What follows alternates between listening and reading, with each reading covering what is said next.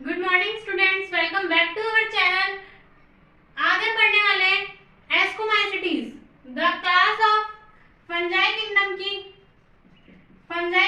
एक क्लास है एस्कोमाइसिटीज। मैंने प्रीवियस ईयर ये वीडियो देखने से पहले आपको लास्ट वीडियो देखना पड़ेगा, जिसका लिंक आपको डिस्क्रिप्शन बॉक्स में मिल जाएगा। क्योंकि आप अभी हम डायरेक्ट बात करेंगे एस्को कार्ड क्या होता है, एस्को स्पोर क्या होता है, एस्को फोर क्या होता है। प्रीवियस वीडियो में सब कुछ एक्सप्लेन किया गया है, तो आप डिस्क्रिप्शन बॉक्स में से लिंक देखकर पहले वो वीडियो क्लियर करना, उसके बाद एस्कोमाइसिटीज क्लास पर जाना, क्योंकि लाइन वाइज पढ़ेंगे। फंजाई क्लियर हो गई, देन उसके बाद क्लासिफिकेशन आया। क्लासिफिकेशन में हमने क्या पढ़ा, फाइकोमाइसिटीज वर्ग के बारे में पढ़ा। फाइकोमाइसिटीज जो होते हैं, जिसके अंदर कौन कौन से जीव आते हैं भाई, उसके अंदर आते हैं ओमाइसिटीज एंड जाइगोमाइसिटीज, जो कि सिंपल थे। ओमाइसिटीज के अंदर चल संरचनाएं पाई जाती थी, जैसे जैसे वृद्धि करते गए जाइगोमाइसिटीज के अंदर कोई चल संरचना नहीं पाई जाती। तो अब बताओ इस हिसाब से क्या एस्कोमाइसिटीज के ऊपर चल संरचना पाई जाएगी? हम ग्रो करते जा रहे हैं, चल संरचना इसमें भी एब्सेंट रहती है, तो चल संरचना एब्सेंट, लाइन वाइज पढ़ते जाएंगे, ठीक है। ओमाइसिटीज की बात करते जाएंगे, एस्कोमाइसिटीज समझते जाएंगे। तो हम बात कर रहे थे वहां पर जो सेप्टम होते थे, क्या वहां पर सेप्टम प्रेजेंट रहते थे?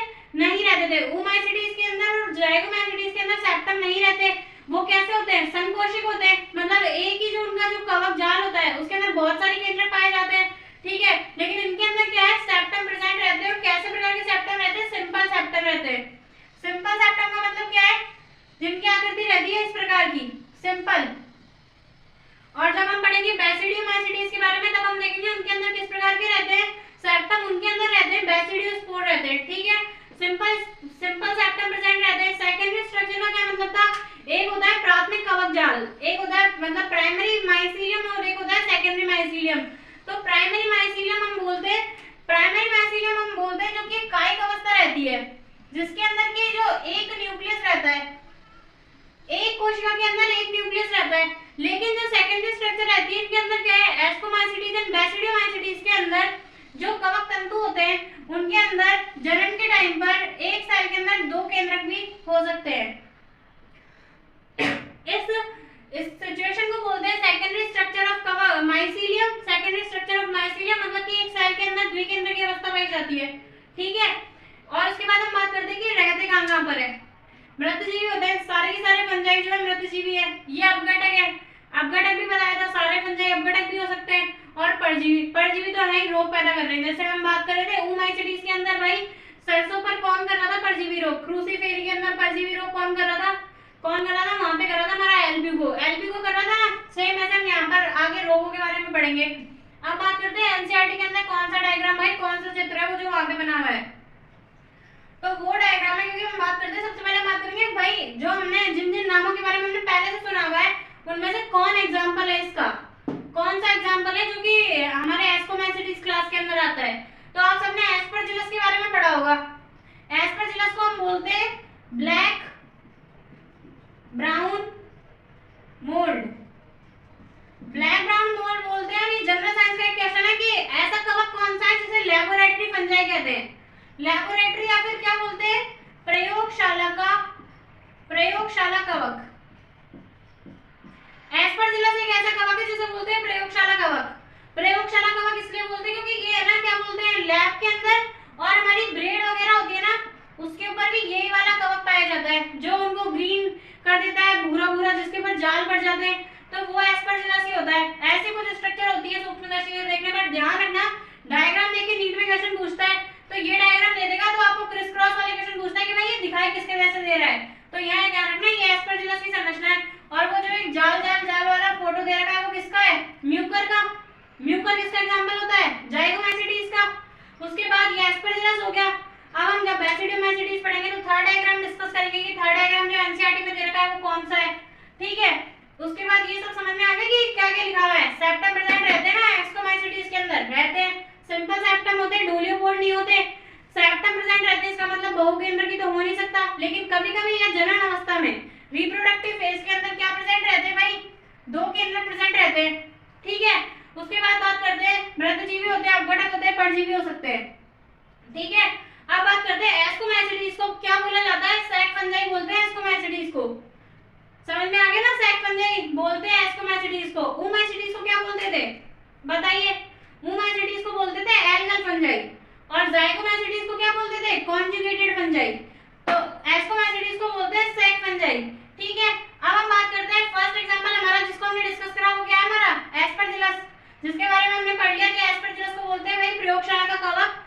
ब्लैक ब्राउन मोल्ड, क्लियर है, जो कि ब्रेड और लैब दोनों के अंदर अच्छी वृद्धि कर लेता है। हम डिस्कस करते हैं एग्जांपल, उसके बाद हम थोड़ी क्रियाविधि देखेंगे कि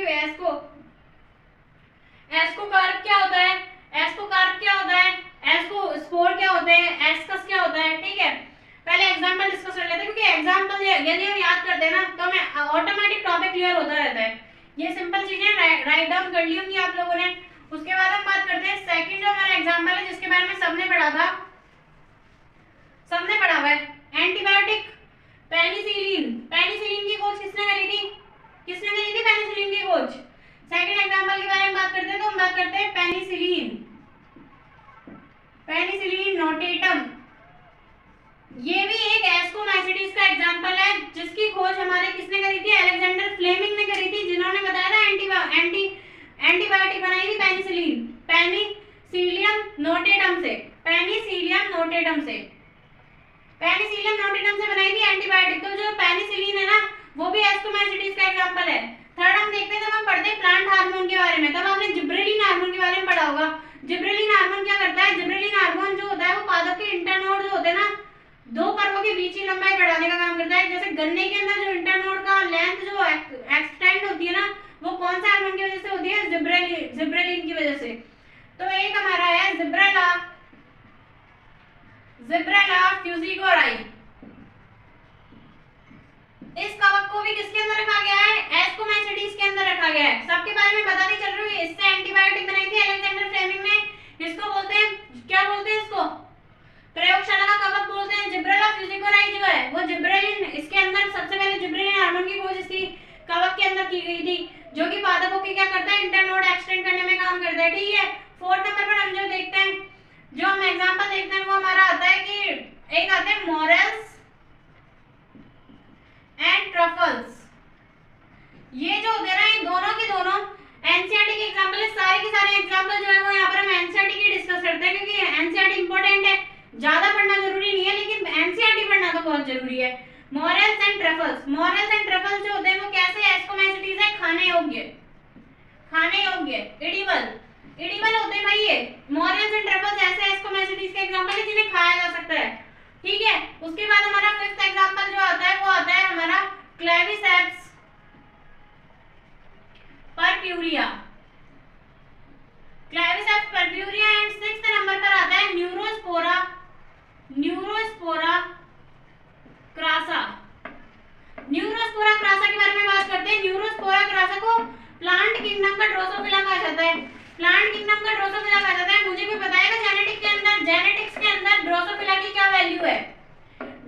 जितने भी म्यूटेशन, जितने भी उत्प्रेरक, जब उत्परिवर्तन की खोज की गई थी, उसके बाद जब जेनेटिक मैपिंग हुई थी, तो उसके अंदर हमने कौन से जीव के बारे में बात करी थी, मेंडल ने तो मटर ले लिया था।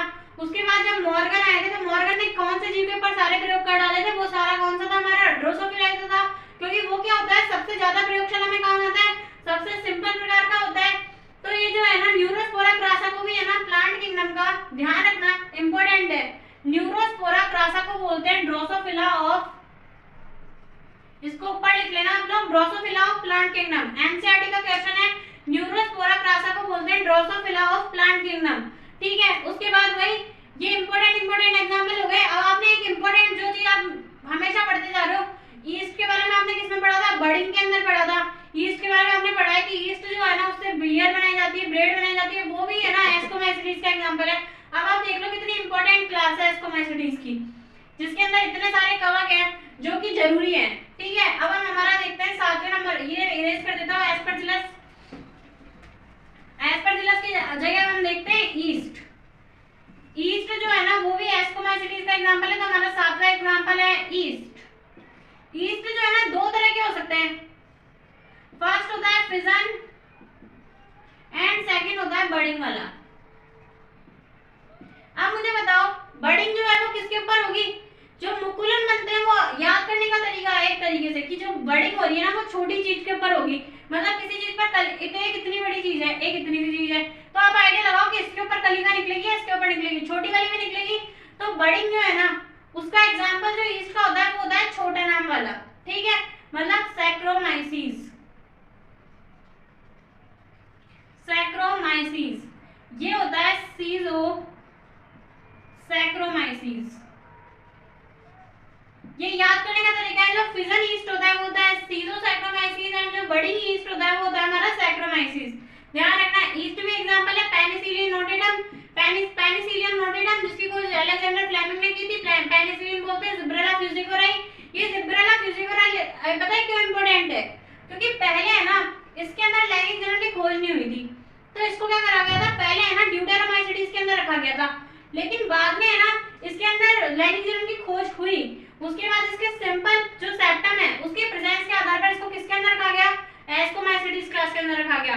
फिर आता है हमारे जो खाने योग्य एस्कोमाइसीडीज होते हैं वो होते हैं मोरेल्स एंड ट्रफल्स। उसके बाद आता है Claviceps purpurea and Neurospora crassa. Neurospora crassa को क्या बोलते हैं, प्लांट किंगडम का ड्रोसोफिला ऑफ प्लांट किंगडम कहा जाता है। ठीक है, यहाँ तक क्लियर है, हो गया ये सारा एग्जाम्पल क्लियर हो गए, साथ के साथ एग्जाम्पल। उसके बाद हम देखते हैं इसकी क्रियाविधि कि क्या क्या नाम की बात कर रहे थे ना, जब हम बात कर रहे थे कि फंजाई का जो आधार था वो क्या था, बीजाणु बनने पे फलनकाय की संरचना और कवक जाल। तो कवक जाल तो कैसा है एस्कोमाइसीडीज का, कवक जाल कैसा है एस्कोमाइसीडीज का, सिंपल है, सेप्टम प्रेजेंट है। सेप्टम भी कौन से है, सिंपल सेप्टम है, मतलब साधारण सेप्टम प्रेजेंट है, सेप्टम प्रेजेंट है। एंड अब हम बात करते हैं सेकंड नंबर पर हमारे स्पोर, और फिर उसके बाद हम बात करेंगे फलनकाय। अब मैं आपको एक्सप्लेन करती हूँ, जैसे हम रिप्रोडक्शन लैंग्वेज करते आ रहे थे ना, तो बताओ कायिक जनन कैसे होगा इसके अंदर। कायिक जनन के अंदर हमने 3 टॉपिक पढ़े थे। फर्स्ट आता है खंडन, सेकंड आता है मुकुलन और फिजन। फिजन और मुकुलन वाला पूरा एग्जांपल हमें इसके अंदर मिल गया, जिसका क्या था, ईस्ट पूरा के पूरे कायिक जनन कैसे होगा उसके अंदर, मुकुलन द्वारा या फिजन द्वारा। सेकंड नंबर पर हमारा आता है एसेक्सुअल रिप्रोडक्शन, एस्कोमाइसीडीज के अंदर इंपॉर्टेंट है, ध्यान रखना, एसेक्सुअल रिप्रोडक्शन। एस्कोमाइसीडीज जो कवक है उसके अंदर एसेक्सुअल रिप्रोडक्शन किसके द्वारा होता है भाई, कॉनिडिया द्वारा होता है, कॉनिडिया द्वारा।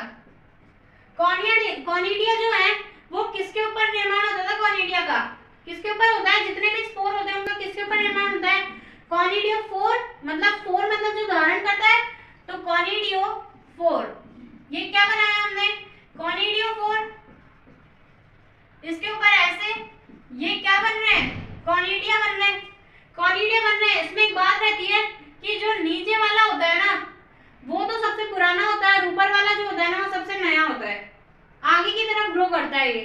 ठीक है, ध्यान रखना, एसेक्सुअल रिप्रोडक्शन जो होता है वो कॉनिडिया द्वारा होता है, कॉनिडिया 4 पर धारण रहता है। कॉनिडिया जो बीजाणु होते हैं वो, क्योंकि कैसे बीजाणु है, एसेक्सुअल बीजाणु है, अलैंगिक बीजाणु है, तो एसेक्सुअल रिप्रोडक्शन किस तरीके से होता है, कॉनिडिया द्वारा होता है। अब हम बात करते हैं सेक्सुअल रिप्रोडक्शन मेथड की, कि भाई ये नाम क्यों रखा गया है। ये नाम के पीछे बस 2 चीजें डिपेंड करती हैं, एक हमारा डिपेंड करता है एस्कोस्पोर और दूसरा करता है एस्कोकार्प। अब आप लोग मुझसे पूछोगे कि ये एस्कोस्पोर एंड एस्कोकार्प क्या होते हैं। इस चीज को हम छोटे से ग्राफ से समझ लेते हैं कि इनके अंदर क्या प्रेजेंट होगा। ये केंद्रक है, ये हमने केंद्र बना दिए N, ये कोई काय है प्लस, ये है माइनस, समझ में आ गया ना, क्योंकि हम काय उत्पन्न करवाने वाले हैं। इनके अंदर जो है ना एस्कोमाइसीडीज के अंदर विविधता पाई जाती है, पर ऐसा नहीं है कि एस्कोमाइसीडीज के अंदर जो प्लाज्मोगेमी होती है वो सिर्फ काय युग्मन द्वारा ही होती है। जो ये काय युग्मन, प्लाज्मोगेमी, कैरियोगेमी, इसके लिए आपको प्रीवियस वीडियो देखना पड़ेगा। तो जो है ना इसके अंदर क्या हो रहा है, इसके अंदर जो है ना काय युग्मन हो रहा है। काय युग्मन को क्या बोलते हैं, काय युग्मन को सोमेटोगेमी हो रहा है, मतलब जो है ना इनके अंदर सोमेटोगेमी हो रही है। उसके बाद ये क्या बन गए, एक द्विकेंद्र की अवस्था आ गई, 2 केंद्रक बन गए। ऑब्वियसली ये आपस में मिलेंगे तो क्या बना लेंगे, द्विकेंद्र की अवस्था बना लेंगे। द्विकेंद्र की अवस्था बनाकर ये जो चीज है ना, ऐसा नहीं है सिर्फ इसी जगह होता है, पूरा कवक तंतु के बहुत सारे पार्ट आपस में जुड़ते हैं। कुछ जो पार्ट है वो द्विकेंद्र की रह जाते हैं, जबकि कुछ के अंदर जो है ना ग्रोथ होती है इस तरह की, और ये है ना बना लेते हैं द्विकेंद्र इकट्ठे हो जाते हैं, जायगोट बनाते हैं, जायगोट से स्पोर बना लेते हैं। तो ये जो चीज बनी ना इसको बोलते हैं एस्कोफोर। एस्कोफोर मतलब जो एस्कस को अपने धारण, जो एस्कोस्पोर को अपने अंदर धारण करता है उसको बोलते हैं एस्कोफोर, या फिर यहाँ पर हम इसको बोलते हैं एस्कस।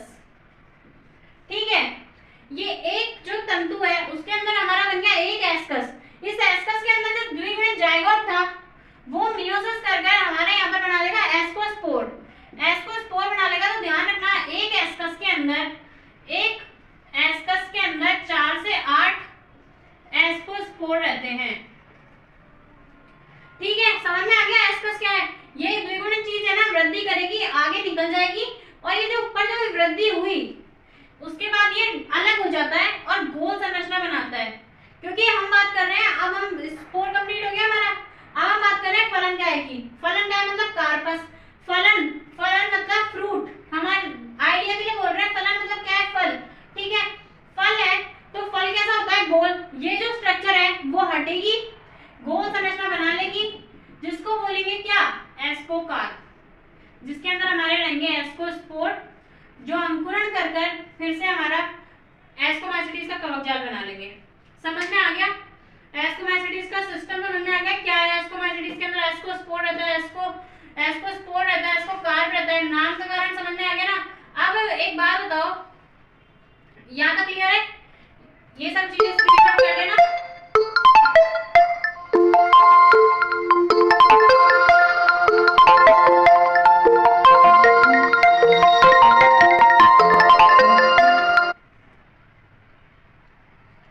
ये सब चीजें स्क्रीनशॉट कर लेना। उसके बाद हम देखते हैं, एक नोट देखते हैं। चलो आप लोग ही बताओ मेरे को कि ये जो द्विकेंद्र की अवस्था हो गई वो तो एक ही कोशिका के अंदर हुई, तो जरूरी क्या वो ही एक कोशिका जो है वो आगे जाके एस्कोफोर बनाए या एस्कस बनाए? जरूरी तो नहीं है। तो मैं बताऊं आपको कि ये जो केंद्रक का सिस्टम है, मान लो इसमें 2 बन गए, तो ये केंद्रक इसमें कैसे जाएगा? तो इसके अंदर एक स्ट्रक्चर होती है, इसके अंदर एक स्ट्रक्चर होती है जो इस केंद्र को यहाँ लाती है और दूसरे हमारी जो हमारे कवक की कोशिका है उसके अंदर ट्रांसफर कर देती है। इस चीज को बोलते हैं कोराइजर। नोट है, ध्यान रखना। कोई भी पूछ सकता है आपसे, भाई द्विकेंद्र की अवस्था तो बन गई, क्या एक ही ऐसी कोशिका होगी क्या जिसमें द्विकेंद्र की अवस्था पाई जाती है? पूरे कवक जाल के अंदर जो है ना ऐसे कोराइजर बनते हैं, बेसिडियोमाइसीटीज के अंदर जो है ना क्लैंप कनेक्शन बनते हैं। तो ये जो है वो इसके अंदर कोराइजर बनते हैं। यहाँ तक हमारा एस्कोमाइसीटीज जो क्लास है वो कंप्लीट हो गई।